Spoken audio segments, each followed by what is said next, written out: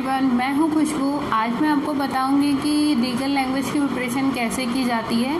जैसा कि अभी आपने स्लाइड में देखा होगा कि उसमें लिखा हुआ था कि how to prepare for legal language. So basically आज जो मेरा वीडियो है ये इसी पे ये है कि लीगल राइटिंग जो की जाती है वो कैसे की जाती है, उसके एसेंशियल एलिमेंट्स क्या होते हैं, और सबसे इम्पॉर्टेंट पॉइंट कि जब हम लीगल आंसर राइटिंग की प्रिपरेशन करते हैं तो उसके लिए ऐसे कौन कौन से इम्पॉर्टेंट पॉइंट्स हैं जिनको हमें बहुत ज़्यादा मतलब कि इम्पोर्टेंस देनी चाहिए, जिनको हमें बिल्कुल भी स्किप नहीं करना चाहिए। सेकंड पॉइंट है कि मेरे पास बहुत ज़्यादा क्वेरी आती है कि जो हिंदी मीडियम के स्टूडेंट हैं उनको बहुत ज़्यादा प्रॉब्लम होती है कि लीगल जो राइटिंग है, जो लीगल लैंग्वेज है, उसकी प्रिपरेशन कैसे करनी चाहिए, जो कि हमारे सिविल जज का मेंस का बहुत इम्पोर्टेंट सब्जेक्ट है। सो यही सारे पॉइंट्स आज मैं आपको इस वीडियो में क्लियर करूँगी। एंड हेलो एवरीवन, मैं हूँ Khushboo and welcome to my channel. जो भी मेरा वीडियो फर्स्ट टाइम देख रहे हैं प्लीज़ आप मेरे चैनल को लाइक एंड सब्सक्राइब करें एंड शेयर करें। एंड अगर किसी को कोई भी क्वेरी होती है आफ्टर दिस वीडियो आप मुझे कमेंट सेक्शन में मेंशन कर सकते हैं। सो चलिए स्टार्ट करते हैं। सबसे पहले तो आज मैं आपको ये बताऊंगी कि लीगल लैंग्वेज के ऐसे कौन से इम्पॉर्टेंट पॉइंट होते हैं। पहला तो इम्पॉर्टेंट पॉइंट आपका ये होता है जो कि होता है इंग्लिश ग्रामर। ठीक है, अगर आप बिल्कुल बिगनर्स हैं और आपको बिल्कुल आइडिया नहीं है कि लीगल लैंग्वेज की प्रिपरेशन कहाँ से स्टार्ट करनी चाहिए, तो उसका सबसे पहला जो इम्पोर्टेंट पॉइंट होता है वो ये होता है कि आपकी जो इंग्लिश की ट्रांसलेशन है वो बहुत ज़्यादा अच्छी क्लियर होनी चाहिए।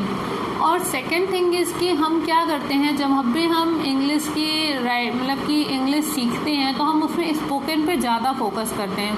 तो मैं आपको बता दूं कि स्पोकन पे उतना फोकस नहीं करना है। आपको जो बेसिकली फोकस करना है वो फोकस करना है रिटन पे, क्योंकि स्पोकन में क्या होता है कि हमें अपॉस्ट्रोफी क्लियर नहीं होती है, हमें पंक्चुएशन क्लियर नहीं होती है, हमें प्रपोजिशन क्लियर नहीं होती है, हमें उस तरीके से उतनी अच्छी आर्टिकल्स क्लियर नहीं होते हैं। तो जो सबसे ज़्यादा प्रॉब्लम आती है वो हमें प्रॉब्लम इस बात में आती है कि हम जब हम राइटिंग करते हैं लीगल लैंग्वेज की तो हम क्या करते हैं अकॉर्डिंग टू एडवांस इंग्लिश कर देते हैं। तो इसी वजह से हमारे नंबर कट जाते हैं और हमें पता ही नहीं चलता है कि हमारी गलती कहाँ पे थी।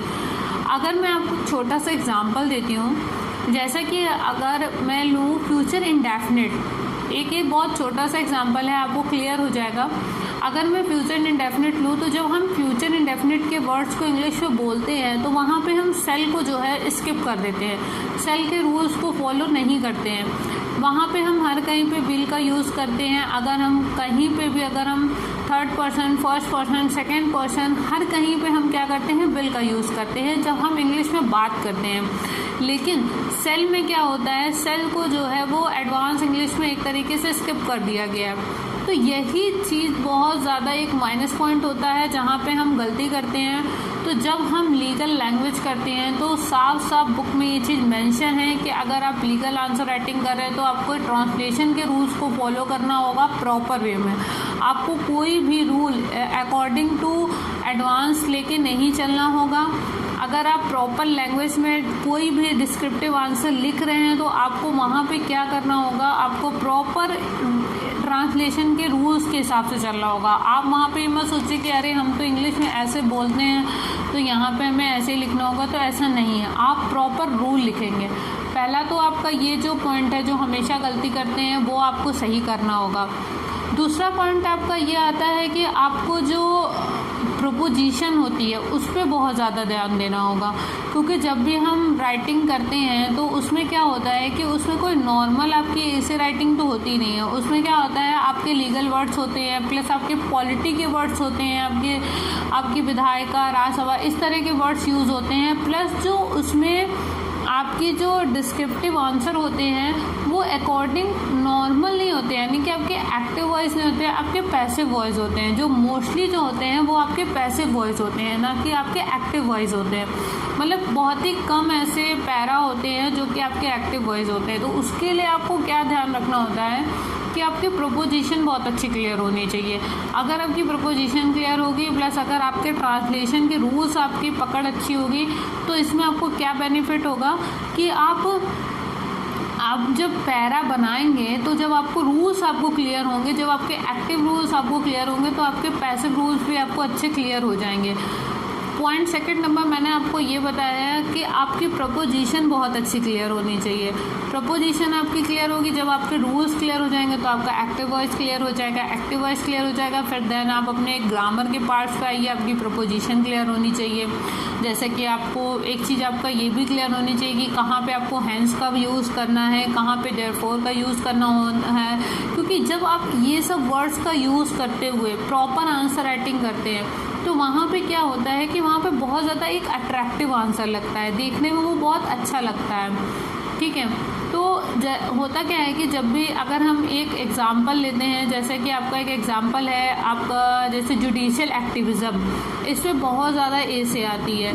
तो इसमें क्या होता है कि जब भी हम इस ऐसे राइटिंग को लिखते हैं तो उसमें आपको समझ ही नहीं आता है कि पैरा कहाँ से शुरू हुआ कहाँ से ख़त्म हुआ। ये मैं बात बता रही हूँ मोस्टली जो हिंदी मीडियम के स्टूडेंट हैं उनके लिए बहुत ज़्यादा यूज़फुल है। तो इसमें बहुत ज़्यादा प्रॉब्लम आती है, तो जिसकी वजह से क्या होता है कि हम कंफ्यूज हो जाते हैं कि हमने तो ट्रांसलेशन में ऐसा पढ़ा था। तो यहाँ पे आपका जो मोस्टली यूज़ होता है वो पैसिव वॉइस का होता है। ये एक आपका तो फर्स्ट पॉइंट आपका हो गया ट्रांसलेशन, दूसरा आपका हो गया आपका प्रपोजिशन, थर्ड मैंने आपको बताया एक्टिव वॉइस, पैसिव वॉइस आपका बहुत अच्छा क्लियर होना चाहिए। ठीक है, तो ये आपके 3 पॉइंट हो गए। उसके बाद जो आपका एक 4th पॉइंट आता है वो पहले तो मैं आपको चलिए पैसिव वॉइस में एक चीज़ क्लियर ये कर देती हूँ कि पैसिव वॉइस में आपका क्या होता है कि जब भी आप कोई पैरा आप देखते हैं तो आपका कनेक्शन अच्छा होना चाहिए, आपको जो वर्ड्स है उसको अच्छे से कनेक्ट करना आना चाहिए कि कोई भी वर्ड है तो हम उसको प्रॉपर वे में कैसे कनेक्ट करें। उसके बाद आता है हमारा 4th पॉइंट। 4th पॉइंट आपका क्या होता है कि जिसमें आपको 4th पॉइंट में आपको ये देखना होता है कि आप कंजक्शन आपको आना चाहिए। ठीक है, कंजक्शन में आपको क्या आना चाहिए कि जब हम 2 वर्ड्स को 2 लाइन को आपस में मैच कर रहे होते हैं, जैसे कि और जैसे कहा कि लोकसभा और राज्यसभा, लोकसभा ने ऐसा किया और राज्यसभा ने ऐसा किया, तो जब आप कोई ऐसे राइटिंग कर रहे होते हैं तो वहाँ पे क्या होता है कि आप ये चीज़ बहुत अच्छे से मेंशन करते हैं कि लोकसभा ने ऐसा किया, राज्यसभा ने ऐसा किया। तो यहाँ पे क्या होता है जब आप 1 से 2 लाइन में एक पैरा लिख रहे होते हैं तो वहाँ पे आपको कंजक्शन के रूल बहुत अच्छे से पता होना चाहिए। अगर आपके कंजक्शन के रूल अच्छे से क्लियर हो जाएंगे तो आप 2 पैरा को आपस में मैच कर पाएंगे। ठीक है, एक तो 4th पॉइंट आपका ये हो गया। देन मैं आपको बताती हूँ जो आपका एक पॉइंट है जो कि आता है आपका पंक्चुएशन। पंक्चुएशन आपका बहुत ज़्यादा इम्पोर्टेंट पॉइंट है। पंक्चुएशन में क्या होता है कि जब भी आपका पंक्चुएशन होता है उसमें आपकी एपोस्ट्रोफी हो गई। ठीक है, एपोस्ट्रोफी आपको कहाँ पे यूज़ करनी है, आपको फुल स्टॉप कहाँ पे यूज़ करना है, आपको कॉमा कहाँ पे यूज़ करना है, एंड आपको डबल इन्वर्टेड कॉमा कहाँ पे यूज़ करना है। तो ये सारी चीज़ें आपको पता होनी चाहिए। ठीक है, तो इससे क्या होता है कि अगर आपने कहीं पे भी गलत कॉमा लगा दिया या कहीं पे भी अगर आपने गलत फुल स्टॉप लगा दिया या कहीं पे भी आपने गलत तरीके से आपने डबल इन्वर्टेड कॉमा लगा दिया तो इन सब में प्रॉब्लम ये हो जाती है कि एक ज़रा सी गलती से आपके पूरे आंसर की जो है चेंज हो जाता है, जो आंसर का जो टॉपिक है वो पूरा चेंज हो जाता है। इसमें सबसे बड़ी प्रॉब्लम ये हो जाती है। एक तो मैंने आपको पॉइंट ये बता दिया कि आपकी ट्रांसलेशन, दूसरा मैंने आपको बता दिया प्रोपोजिशन, तीसरा मैंने आपको बता दिया एक्टिव वॉइस, पैसिव वॉइस, चौथा मैंने आपको बता दिया कंजक्शन, 5th मैंने आपको बता दिया पंक्चुएशन। उसके बाद आता है आपका एक इम्पॉर्टेंट पॉइंट और है आपका जो कि है आर्टिकल। आर्टिकल्स आपके बहुत अच्छे क्लियर होने चाहिए। आर्टिकल्स क्लियर होने से क्या होता है कि आर्टिकल्स क्लियर होने में ये रहता है कि आपको ए एंड दा का यूज़ पता, क्योंकि सबसे ज़्यादा यूज़ जो होता है जब आप पैरा चेंज करते हैं, जब भी आप लीगल लैंग्वेज में कोई भी Hindi to English, English to Hindi करते हैं तो उसमें क्या होता है कि जब भी आप कोई पैरा चेंज करते हैं तो पैरा में आपका दी का यूज़, दा का यूज़ बहुत ज़्यादा होता है, ए का यूज़, एन का। तो ये चीज़ आपको बहुत अच्छे से क्लियर होनी चाहिए कि कहाँ पे ए का यूज़ करना है, कहाँ पे एन का यूज़ करना है, कहाँ पे दी का यूज़ करना है। तो ये सारी चीज़ें भी आपको बहुत अच्छे से क्लियर होनी चाहिए। ठीक है। तो ये तो आपके ये थोड़े से पॉइंट हो गए। ये मैंने आपको एक ग्रामर का पोर्शन मैंने आपको बता दिया, ठीक है। इससे आपको क्या है कि कौन कौन से ऐसे सॉलिड पॉइंट हैं जो कि आपको ग्रामर में यूज़ करने होंगे। उसके बाद मैं आपको बताती हूँ कि ये तो ग्रामर का पोर्शन हो गया, प्लस आपको लीगल में कौन कौन से ऐसे पॉइंट्स हैं जो कि आपको नोट करने होंगे और कैसे आपको आंसर राइटिंग करनी होगी। तो देखिए होता क्या है, सबसे ज़्यादा जो मोस्ट इम्पॉर्टेंट चीज़ वो होती है कि आपको लैटिन वर्ड्स अच्छे याद होने चाहिए, जैसे कि आपका मेंस रिया हो गया, ठीक है। और ये सारी चीज़ों में क्या होता है कि जब भी आप कोई आंसर राइटिंग करते हैं, जहाँ पे जैसे कि अगर फॉर एग्जांपल है कि क्रिमिनल इंटेंट, उनको हम बोलते हैं मेंस रिया, तो ये सब ऐसे होते हैं जब आप इसको ललक के आंसर राइटिंग में लिखते हैं तो इसमें सबसे अच्छा फ़ायदा ये होता है कि देखने में आंसर बहुत ज़्यादा अट्रैक्टिव लगता है, एग्जामिनर को भी लगता है कि हाँ बहुत अच्छे से आता है। जब आप उसको बाकायदा बोर्ड मतलब कि बोर्ड करके लिखते हैं, प्लस आप उसको डबल इनवर्टेड कॉमा में लिखते हैं, तो वो चीज़ बहुत ज़्यादा अट्रैक्टिव लगती है। जब भी आप कोई भी ऐसे आंसर राइटिंग करेंगे तो वहाँ पर जब आप इस तरीके से लिखेंगे तो वो बहुत ज़्यादा अट्रैक्टिव लगेगा। तो ये आपका बहुत मोस्ट इम्पॉर्टेंट पॉइंट है कि जब भी आप लीगल में जो आप इम्पोर्टेंट तैयार कर रहे हो लीगल लैंग्वेज के लिए, तो उसमें आप क्या करिए, उसमें आप लैटिन वर्ड्स ज़रूर अच्छे से याद रखिए, जितने भी आप याद कर सकते हैं, जो भी आपके इंटरलिंक कर सकें किसी भी आप ऐसे राइटिंग से जिसको इंटरलिंक कर सकें।